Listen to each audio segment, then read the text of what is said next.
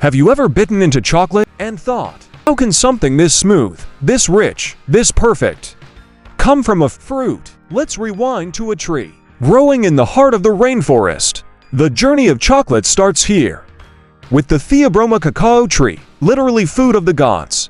These trees thrive in deep shade, heavy rain, and tropical heat. They only grow in regions close to the equator, in countries like Ghana, Ecuador, Indonesia, and Brazil. Even tiny islands like Madagascar and Sao Tome. And they're picky. Cacao is the most high-maintenance tree you'll ever meet. It needs love, water, shade, and a constant temperature swing of just a few degrees. Once planted, a cacao tree takes years to bear fruit, and farmers often speed up the process using grafting. They take a branch from a tree with strong flavor traits and attach it to a rootstock that's more disease-resistant or high-yielding.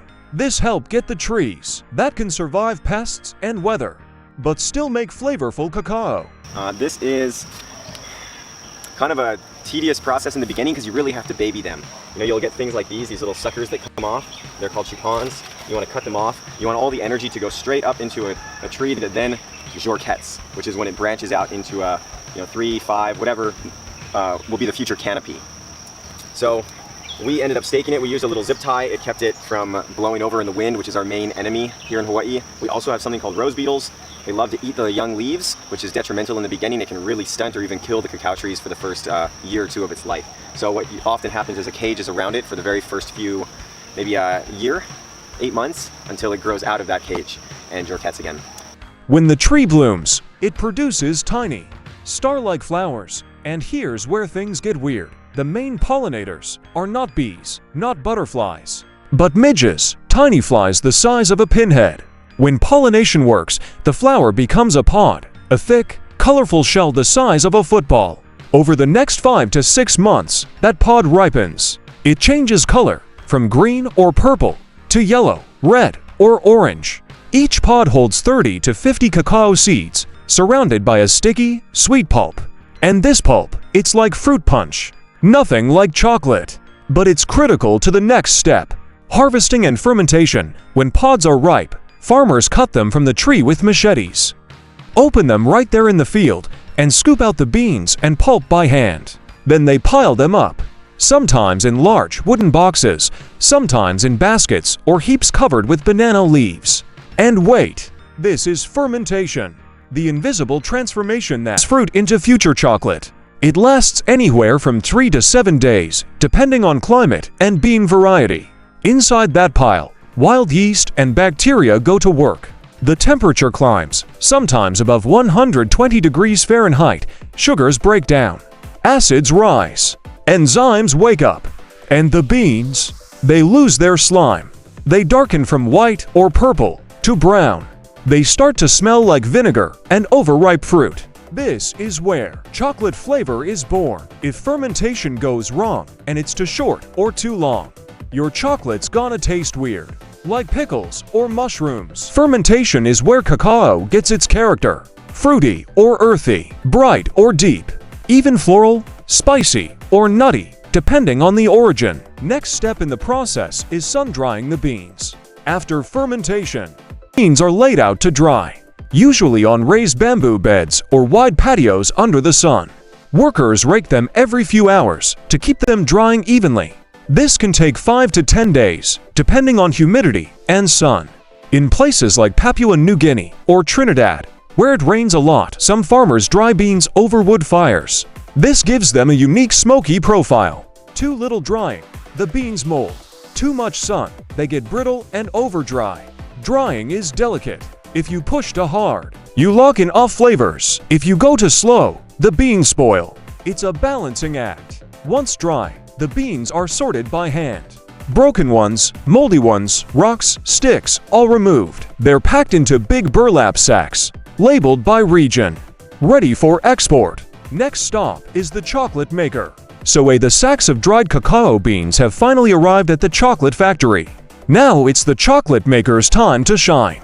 The first thing a chocolate maker does, sort the beans. Again, even if farmers already sorted them, the maker rechecks for moldy or broken beans, sticks, rocks, insects, and yes, sometimes, worse. Then comes cleaning. Beans pass through air jets, sieves, and magnets. This removes dust, twigs, metal, and any lingering debris. Next up is the micronizer. Basically, it gently warms the beans so their outer shells loosen up. Think of it like loosening a jacket before cracking a nut. Then goes cracking and winnowing. The beans are cracked open, and the shells are blown away with air. What's left are nibs. And nibs are everything. They hold the cocoa solids and cocoa butter, the heart, the soul, the essence of chocolate. Next step is roasting. Every maker has their own method. Some go low and slow to preserve floral or fruity notes. Others go hot and fast for deep, roasted flavors. Roasting can make or break a batch. Roasting also kills any remaining microbes, but mostly it completes the transformation from raw bean to something that finally smells like chocolate. Once roasted, nibs go into a grinder and turn into a thick, brown, liquidy paste. This is called chocolate liquor. No alcohol, just 100% pure cacao in liquid form. This is where the maker begins to build a recipe. Depending on what kind of chocolate they're making, they might add sugar, cocoa butter, milk powder for milk chocolate, even salt or vanilla. But many craft makers keep it minimal and let the beans speak. Nibs then get pressed in a hydraulic press, where machines squeeze out pure cocoa butter. That butter can be used in white chocolate, lotions, and medicine. Leftover solids ground into cocoa powder. But in our story, most nibs are staying right here, in the grinder, becoming full-bodied chocolate. So now you've got this thick, rich chocolate liquor. It smells amazing, but it's still a bit gritty. Not quite the smooth indulgence we all love. That's where refining comes in. Texture. Now a blend of ground nibs, cocoa butter, and maybe sugar goes into a series of steel rollers. These machines press the mix into thinner sheets until the particles are smaller than a grain of pollen. We're talking less than 20 microns, smaller than a red blood cell. That's what gives chocolate its signature mouthfeel. Not just smooth, meltingly smooth. Texture is flavor. If it feels chalky, it tastes chalky. Once refined, the chocolate goes into a conch.